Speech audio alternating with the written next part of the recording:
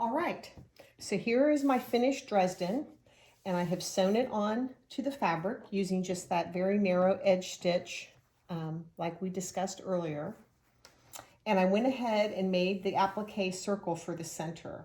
What I did was I used my AccuQuilt Go Cutter, and you don't have to do this. You can go around your house and find something that's the right diameter, or maybe you have a set of circle templates or whatever design. Some people might want to put a diamond shaped design or something like that in the center. So you can figure out what you want to do. I have the AccuQuilt die for circles, and so I cut one larger circle out of black, and then I cut a smaller circle out of my blade fabric to kind of tie it all together. And to stitch, I put some steam-a-seam on the back of the fabric before I ran it through the die cutter so that it would have adhesive on it so I could iron it on and then do the applique stitch. And what I did for an applique stitch, I just did a narrow zigzag stitch around the edge. I didn't want to do a straight stitch because it's a raw edge, and I thought that the narrow zigzag would be my best option. So this is what it looks like. She talks in the pattern about debulking the back of the Dresden. And this is a little bit of a tricky thing to do if you've not done it before, and I'm going to show you how to do it. This is very bulky. You've got fabric, and this fabric is not lightweight fabric either. It's regular quilting fabric, but it just seems thicker than normal. So you've got a lot of thickness here. And when I go to quilt this with my walking foot, or however you choose to quilt yours, there's going to be a lot of bulk here when you add a batting and then a backing. So she talks in the directions how to debulk it. And what she says to do is, now this is how it looks from the back. I got a lot of threads on here and stuff. I need to clean that up with my lint roller. This is how it looks from the back. You can see where I stitched around it and then where I appliqued around the center.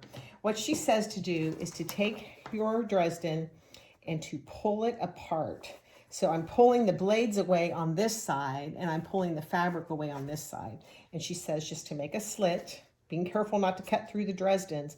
And then she says, and I've got these curved scissors that are kind of handy for this, to keep you from getting too aggressive. And she says just to clip around and take the edges off without going through your Dresdens, of course. Okay, you see what I'm doing there?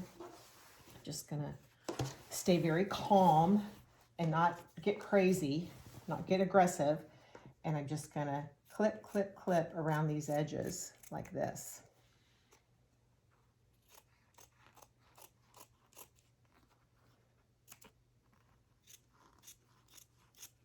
And you can see I'm revealing the inside of my project.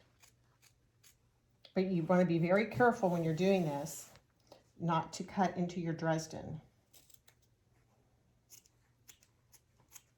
Especially when you're cutting up these blades, because you have this part here, you don't want to cut through that. So you want to be very careful not to catch that in there.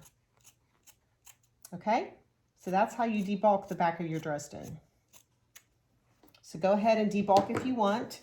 Sew your applique circles on if you want. And we'll come back and hopefully I'll have this thing quilted and bound for the big reveal. And here it is all trimmed out. So I was very careful in trimming. Like I said, especially when you're trimming on the upswing here, you don't want to catch these little flippers in there. But I trimmed it all out. I trimmed around my applique center. And now I do feel like it's a lot less bulky. And I do think it lays flatter that way too.